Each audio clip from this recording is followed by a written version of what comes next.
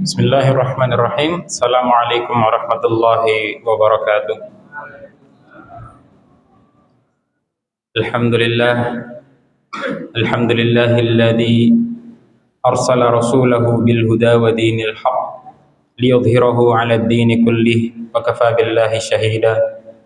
Wa asyhadu an la ilaha illallah wahdahu la syarikalah wa asyhadu anna Muhammadan 'abduhu wa rasuluh alladzi la nabiyya ba'dah. Amma ba'du. Alhamdulillah, kita panjatkan rasa syukur kita atas karunia Allah Subhanahu wa Ta'ala yang kalau disebutkan itu sangat banyak. Karunia Allah berupa kesehatan yang dengannya kita bisa menunaikan satu perintah Allah Subhanahu wa Ta'ala, yaitu untuk menunaikan salat maghrib. Karunia Allah berupa kesempatan atau waktu, ya, sehingga kita bisa tepat waktu dan berjamaah di masjid. Nikmat Allah Subhanahu wa Ta'ala berikutnya atau karunia Allah berupa akal yang dengannya kita mengetahui bahwa Allah memerintahkan kita untuk sholat 5 waktu, salah satunya adalah sholat maghrib. Jadi waktu maghrib, dengan akal itu kita tahu bahwa sholat maghrib adalah perintah Allah, dan jika kita meninggalkannya maka kita akan mendapatkan murka dari Allah Subhanahu wa Ta'ala. Salawat beriring salam semoga senantiasa Allah limpahkan kepada Nabi Muhammad sallallahu alaihi wasallam beserta para keluarga, sahabatnya, dan orang-orang yang mengikuti ajaran beliau hingga akhir zaman. Bapak-bapak jamaah salat maghrib yang dirahmati oleh Allah Subhanahu wa Ta'ala, saya diminta untuk mengisi kajian ba'da maghrib kali ini. Mungkin ini yang pertama kalinya, ya. Ini sebagai perkenalan, seperti yang sudah disampaikan, nama saya Irham Muhammad. Saya di Universitas Muhammadiyah Purwokerto sebagai pengajar. Jadi dari tempat tinggal atau tempat kerja tidak jauh untuk ke sini. Insya Allah apa yang akan kita sama-sama bahas pada kesempatan hari ini adalah melaksanakan perintah dan menjauhi larangan. Tentu perintah yang dimaksud adalah perintah Allah Subhanahu wa Ta'ala, dan larangan di sini larangan Allah Subhanahu wa Ta'ala. Kebetulan saya dari luar Purwokerto aslinya, menemukan di Purwokerto ada daerah namanya Larangan.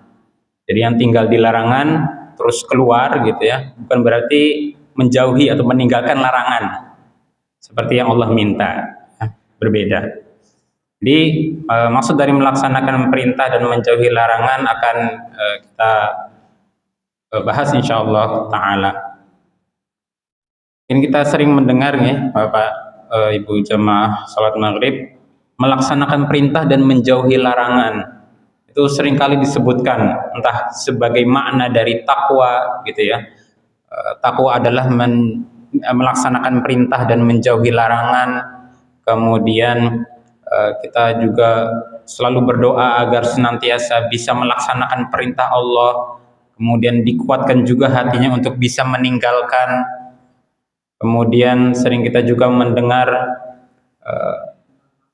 amar ma'ruf nahi mungkar, ya, itu perintah atau aktivitas untuk sama-sama mengajak kepada yang ma'ruf, kemudian sama-sama mencegah kepada yang mungkar. Jadi amar ma'ruf nahi mungkar adalah lanjutan, ya, tingkatan lanjutan daripada menjalankan perintah dan menjauhi larangan. Bahkan salah satu dari unsur menjalankan perintah, yaitu perintah beramar ma'ruf dan perintah bernahi mungkar. Nah, kalau diartikan menjalankan perintah dan menjauhi larangan itu berarti ada dua bagian. Yang pertama menjalankan perintah atau melaksanakan perintah. Kalau di bahasa Arab kan berarti imtithalul amr, menjalankan perintah, imtithalul awamir, menjalankan perintah Allah Subhanahu wa Ta'ala. Al-amr dalam bahasa Arab berarti meminta sesuatu, meminta untuk melakukan pekerjaan, thalabul fi'li bil qawli ala sabilil isti'la, meminta untuk melaksanakan perbuatan, melakukan suatu perbuatan dengan ucapan, ya, yang mana permintaan tersebut berasal dari atau bersifat dari tinggi ke rendah, bukan dari rendah ke tinggi. Ya, kalau Allah Subhanahu wa taala kan sifatnya maha tinggi, jadi Allah berhak untuk memerintah atau perintah gitu ya. Kalau di sesama manusia berarti yang punya kedudukan lebih tinggi, entah dari segi umur atau dari segi kedudukan, itu bisa dikatakan memerintah. Lain lagi kalau sepantaran, biasanya hanya diartikan sebagai meminta. Yang ambilkan itu bisa bermakna banyak tergantung dari siapa yang meminta. Jika yang dari atas berarti meminta sebagai perintah, kalau sesama hanya minta tolong saja. Adapun kalau dari yang bawah, maka ketika ke atas, meminta ke atas, itu bukan memerintah, apalagi hanya meminta saja, tapi bisa disebut memohon. Atau kalau hubungan antara hamba dengan Allah berarti berdoa. Kita misalnya, ya Allah turunkan hujan, bukan berarti kita memerintahkan Allah untuk hujan, tapi kita berdoa kepada Allah ya dengan rasa ketundukan hati kita. Kemudian yang berikutnya adalah meninggalkan larangan. Larangan di sini an-nahi. An-nahi berarti larangan. Meninggalkan larangan itu hakikatnya adalah menahan diri untuk tidak melakukan sesuatu yang memang mampu untuk dilakukan. Bukan serta-merta hanya tidak melakukan apapun. Misalnya, Bapak-bapak sekarang sholat maghrib, berarti melaksanakan perintah. Apakah juga termasuk meninggalkan larangan Allah yang begitu banyak ya? Dengan kita sholat maghrib, kita meninggalkan perbuatan-perbuatan yang Allah larang juga. Nah, itu bisa dikatakan seperti itu, bisa juga tidak. Tapi yang penting adalah kalau kita melihat dari segi keutamaannya, ya, walaupun sering disandingkan, Bapak Ibu, jamaah sekalian, menjalankan perintah atau melaksanakan perintah dan menjauhi larangan itu kedudukan melaksanakan perintah itu lebih utama dan merupakan tujuan utama ya dibandingkan dengan meninggalkan larangan. Karena Allah Subhanahu wa taala ya walaupun sering menyandingkan memerintahkan sesuatu dan juga melarang sesuatu, sama seperti yang ada di surat An-Nahl kalau tidak salah, innallaha ya'murukum bil 'adli wal ihsan wa ita'i dzil qurba wa yanha 'anil fahsya'i wal munkar. Innallaha ya'murukum, Allah memerintahkan, bil 'adli wal ihsan, Allah memerintahkan untuk berlaku adil dan berbuat baik, wa ita'i dzil qurba, kemudian ya memberi sesuatu kepada kerabat, kemudian wayanha, dan melarang untuk berbuat fahsya atau berbuat kerusakan. Ini kadang disandingkan. Atau kadang juga Allah ya terpisah, memerintahkan sendiri, melarang juga sendiri. Seperti wa aqimis shalah, wa atuz zakah. Dirikanlah salat dan tunaikanlah zakat. Ini perintah sendiri. Atau larangan sendiri, wala taqrabu malal yatimi illa billati hiya haq, atau wala taqrabu zina,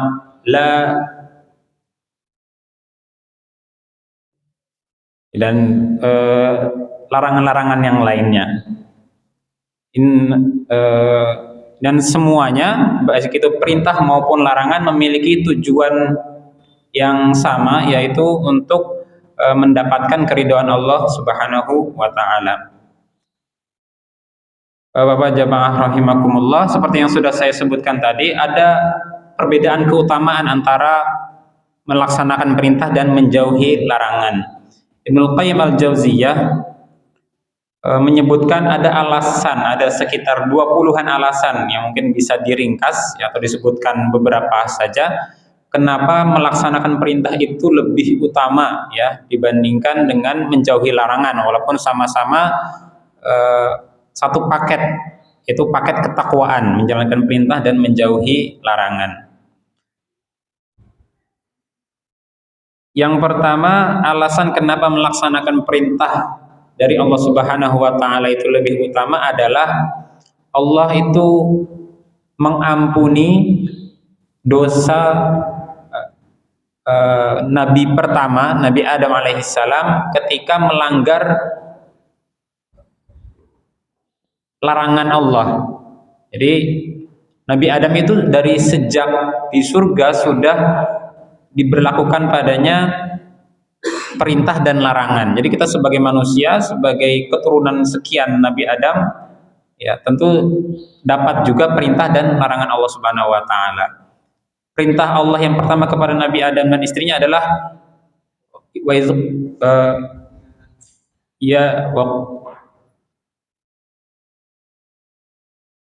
ya Adam uskun anta wa zaujukal jannah. Wahai Adam, uskun anta wa zaujukal jannah. Tinggallah kamu bersama istrimu di jannah.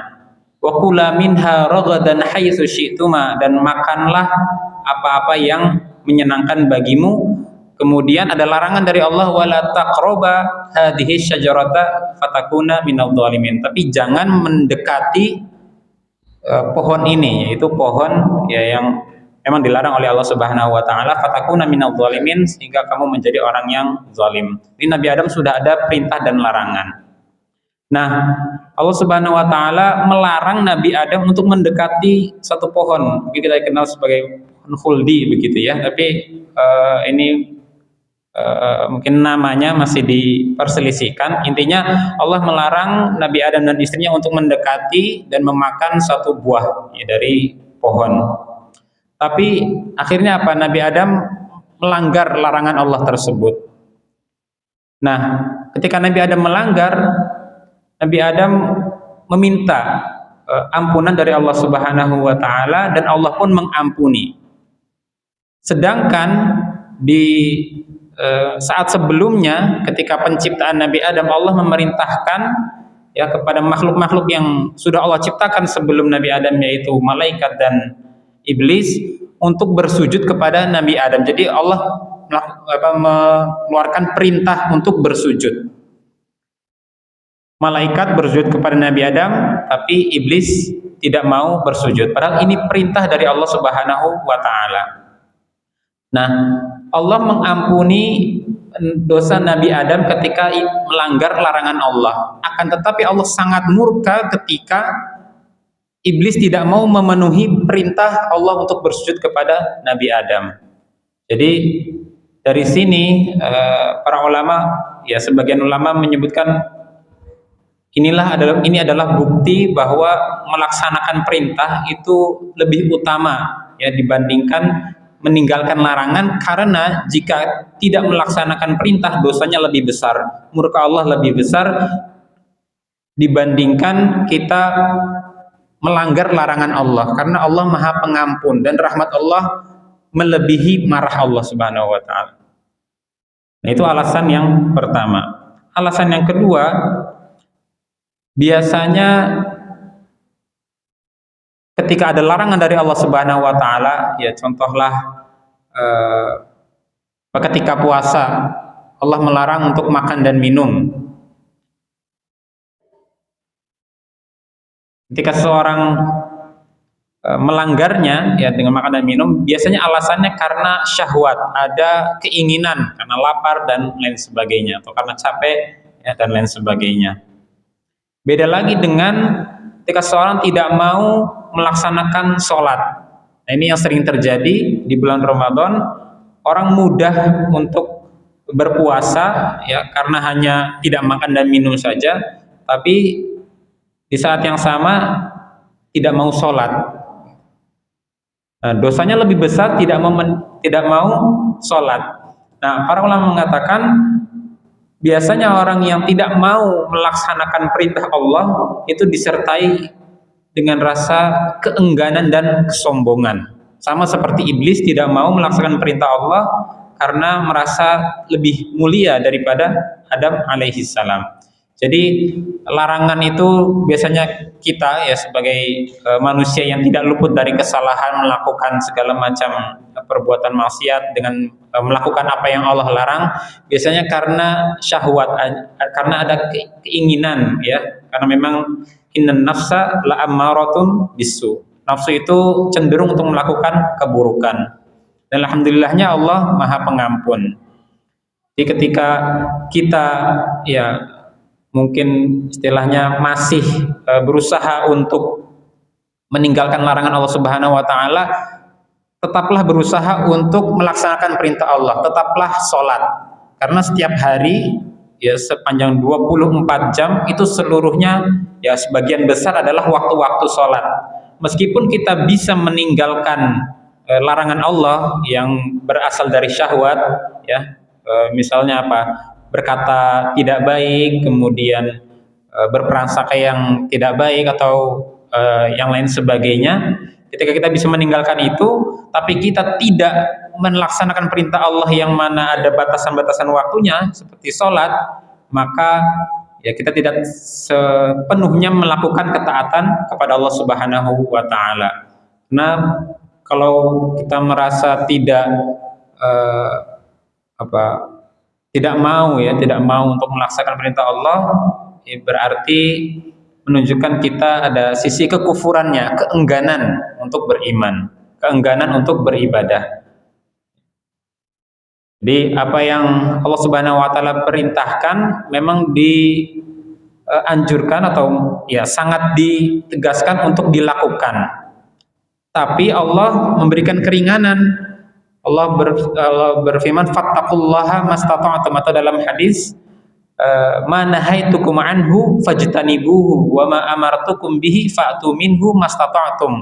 Apa-apa yang aku larang atasmu maka tinggalkanlah. Ya tinggalkanlah, karena Allah ya mungkin menciptakan segala keburukan yang harus ditinggalkan itu bisa mudah untuk ditinggalkan. Akan tetapi Allah ketika memerintahkan sesuatu biasanya ada tingkatan-tingkatannya. Ada yang bisa melaksanakannya dengan sempurna, ada yang bisa melaksanakannya dengan keterbatasannya. Makanya Allah berfirman, wa man amartukum bihi fa'tu minhu mastata'tum. Apa yang aku perintahkan untukmu maka laksanakanlah mastata'tum, sebisa kalian. Nah, itu alasan yang kedua. Alasan yang ketiga, kenapa melaksanakan perintah Allah Subhanahu wa taala itu lebih utama dibandingkan dengan meninggalkan larangan Allah adalah apa-apa yang Allah perintahkan itu pasti Allah cintai. Misalnya Allah memerintahkan untuk berlaku adil. Wa aqsitu innallaha yuhibbul muqsitin. Ya, atau biasanya ada sebutan ahabbul a'mali ilallah as-salatu ala waqtiha. Amalan-amalan yang Allah cintai, yang paling Allah cintai adalah salat tepat pada waktunya. Biasanya perintah-perintah dari Allah berupa amalan-amalan yang harus dilakukan itu disertai dengan indikasi bahwa Allah mencintai hal tersebut. Allah mencintai kita berlaku sabar, sehingga Allah berfirman innallaha ma'as sabirin, innallaha yuhibbus sabirin juga. Dan banyak sekali ya perintah-perintah Allah yang disandingkan dengan kecintaan atas perbuatan tersebut manakala seorang hamba berusaha untuk melakukannya. Ada di sebuah hadis qudsi Allah Subhanahu wa taala berfirman, Nabi Muhammad SAW bersabda bahwasanya Allah Subhanahu wa taala berfirman, wala yazalu 'abdi yataqarrabu ilayya bin nawafili hatta uhibbah. Nah, sebelumnya wa ma taqarraba ilayya 'abdi bi syai'in ahabbu ilayya mimma aftaratu alaihi. Dan apa-apa yang hambaku berusaha untuk mendekatkan dirinya kepadaku lebih aku sukai, ya, yaitu mimma aftaratu alaihi, apa-apa yang aku wajibkan kepada dirinya. Ya, Allah menyukai, Allah sangat menyukai apa-apa yang Allah wajibkan kepada para hambanya. Kemudian lanjutannya, wa ma taqarraba ilayya 'abdi bi syai'in habbu ilayya bin nawafil. Wala yazalu 'abdi yataqarrabu ilayya bin nawafil hatta uhibbah. Selain daripada yang Allah wajibkan, jadi perintah itu kan ada yang wajib, ada yang sunnah. Nah, kedua-duanya ini Allah sukai berdasarkan hadis qudsi ini. Allah berfirman, wala yazalu 'abdi yataqarrabu ilayya bin nawafil hatta uhibbah. Dan hambaku senantiasa mendekatkan dirinya kepadaku dengan nawafil, dengan hal-hal yang sunnah, ya, di samping hal-hal yang wajib seperti sholat qobliyah dan sholat ba'diyah dan puasa-puasa sunnah juga dan lain sebagainya.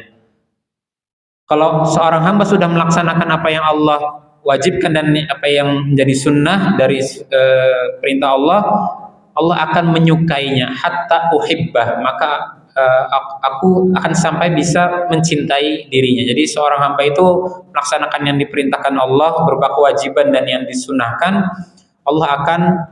maka Allah akan mencintai dirinya, diri hamba tersebut.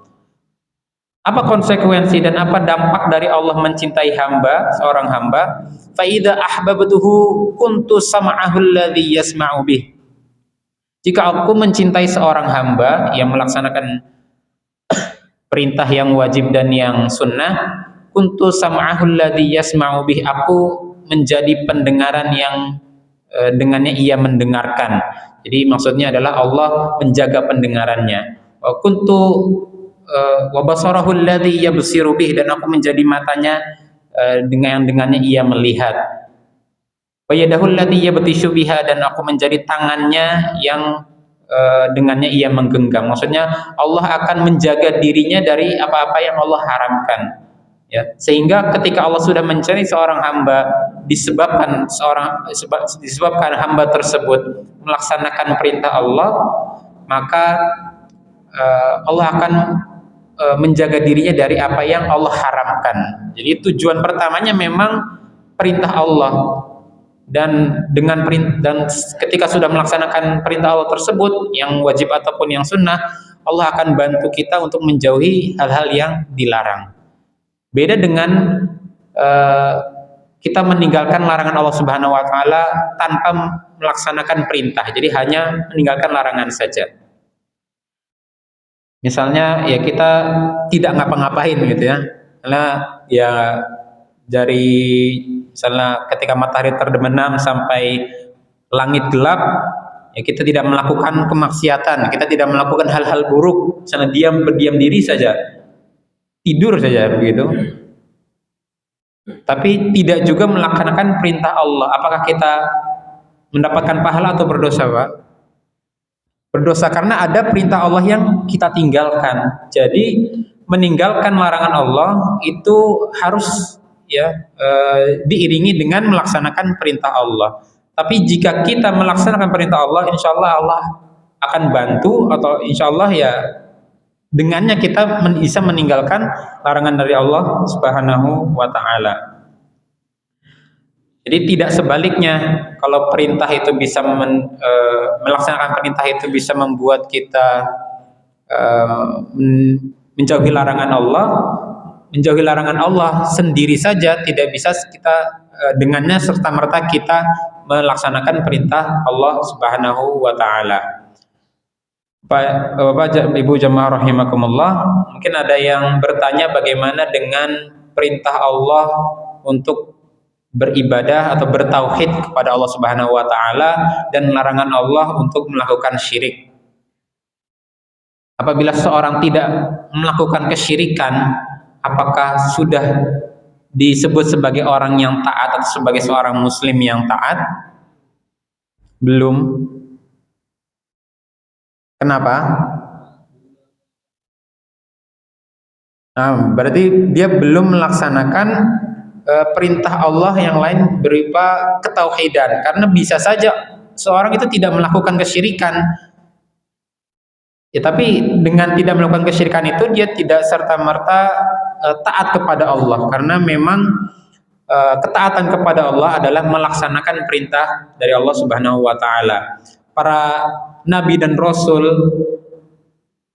ya, risalah yang dibawa oleh mereka dari Allah Subhanahu wa taala adalah untuk beribadah kepada Allah, bukan meninggalkan yang haram-haram dulu, tapi ya laksanakan perintah Allah dulu. Yang pertama adalah bertauhid, yang kedua adalah beribadah beribadah dengan tauhid. Jadi yang melaksanakan perintah memang lebih utama dibandingkan meninggalkan larangan apabila hal tersebut seorang sendiri saja. Kemudian alasan berikutnya adalah Allah menakdirkan semua hal yang dicintai oleh Allah tadi, ya, berupa ketaatan, berupa perintah. Ya, jadi Allah memerintahkan sesuatu karena Allah menyukai, mencintai perbuatan tersebut, mencintai orang yang melakukan perbuatan tersebut. Dan Allah menakdirkan perbuatan baik itu yang Allah cintai itu untuk menciptakan loyalitas kepada Allah. Siapa-siapa saja yang terus-menerus melakukan perintah berarti dia mukmin yang mustaqim, istiqomah. Beda dengan Allah menciptakan larangan, ya. Allah menciptakan larangan yang harus dijauhi. Allah melarang sesuatu karena Allah membencinya. Ya, karena Allah membenci hal tersebut. Dan bukan berarti Allah membenci sesuatu itu tujuannya adalah untuk seseorang melakukan hal yang dicintainya. Ya, tadi ini ya sama saja seperti yang sebelumnya. Allah memerintahkan sesuatu agar perintah tersebut dilaksanakan, yang insya Allah dengan bersamaan dengan perintah tersebut dilaksanakan, ya, seorang meninggalkan hal yang dilarang. Akan tapi tidak berlaku sebaliknya. Kemudian mengerjakan yang Allah cintai berarti tujuan utama, ya, dan bukan tujuan lanjutan. Nah, kalau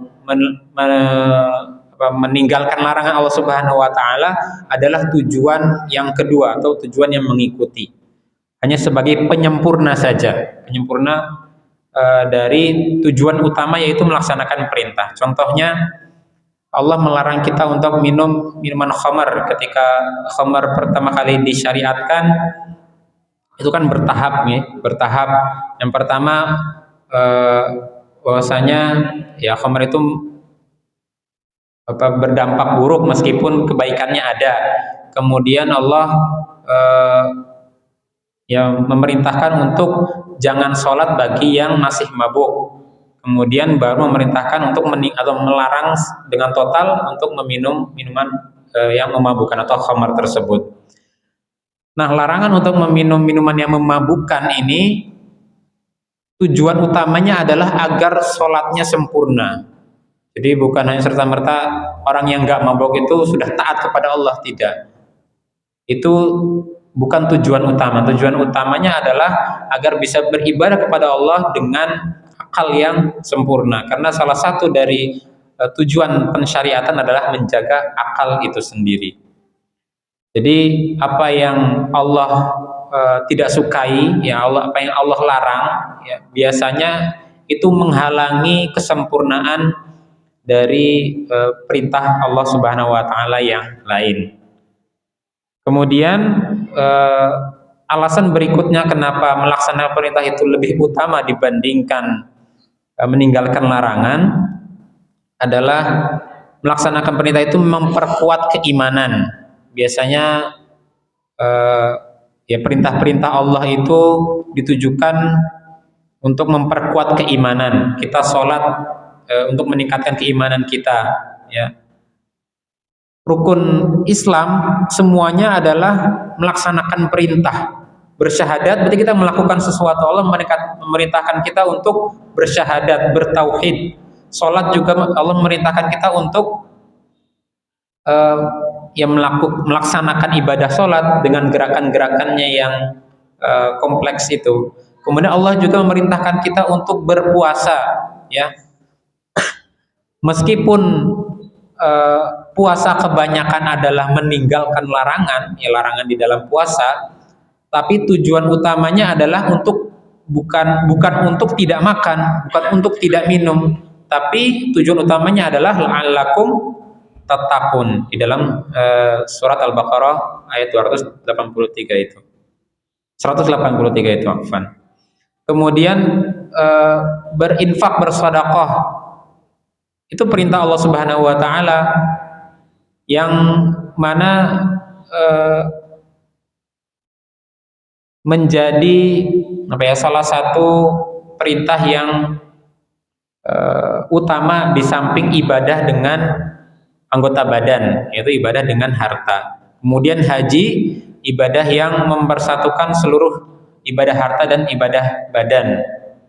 Yang kelima-limanya tersebut dari rukun Islam tersebut yang menunjukkan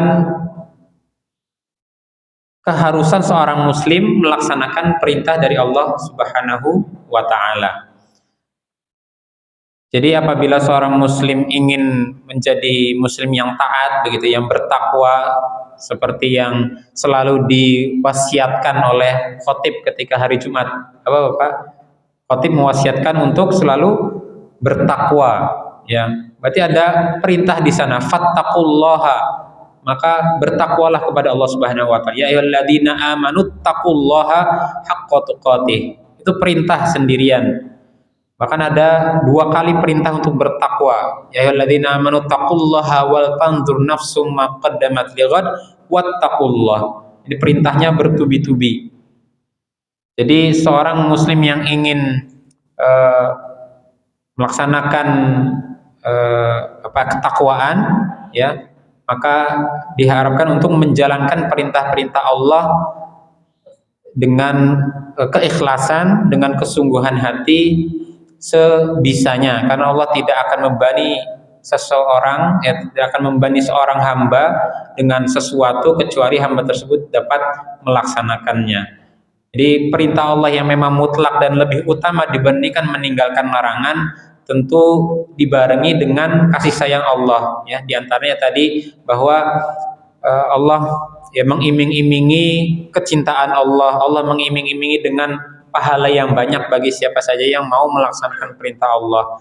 Barang siapa yang melaksanakan perintah Allah, maka keimanan yang sempurna, Allah akan mencintainya, ya. Allah Subhanahu wa taala akan menjaga anggota badannya dari segala hal yang dilarangnya, yang Allah Subhanahu wa taala benci juga, sehingga Allah melarang. Jadi kalau kita ya tidak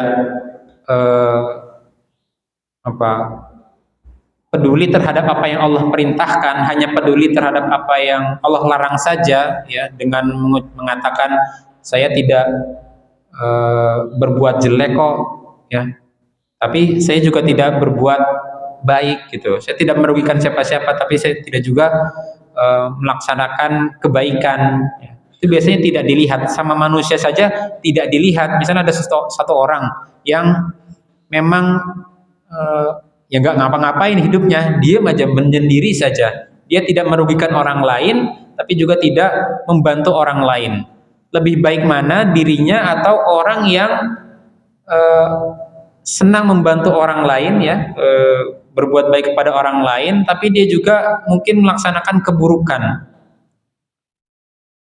Tentu lebih baik adalah orang yang ya terlihat tadi melaksanakan kebaikan. Begitu pula dengan seorang hamba, Allah melihat mana hambanya yang berusaha untuk melaksanakan perintah Allah Subhanahu wa taala. Jadi jangan sampai satu paket, ya, melaksanakan perintah dan menjauhi larangan itu dipisah-pisah, dipilah-pilih gitu, ya. Kalaupun mau memilih, dahulukan. Jadi bukan hanya milih salah satu, tapi dahulukan untuk melaksanakan perintah Allah Subhanahu wa taala. Karena menurut sebagian ulama yang saya ketahui, jika seseorang itu melaksanakan perintah Allah Subhanahu wa taala tapi juga dia ternyata melanggar larangan Allah, dia lebih baik daripada yang tidak melaksanakan perintah dan juga meninggalkan larangan Allah. Karena dia telah melakukan ketaatan meskipun dia juga melaksanakan kesalahan.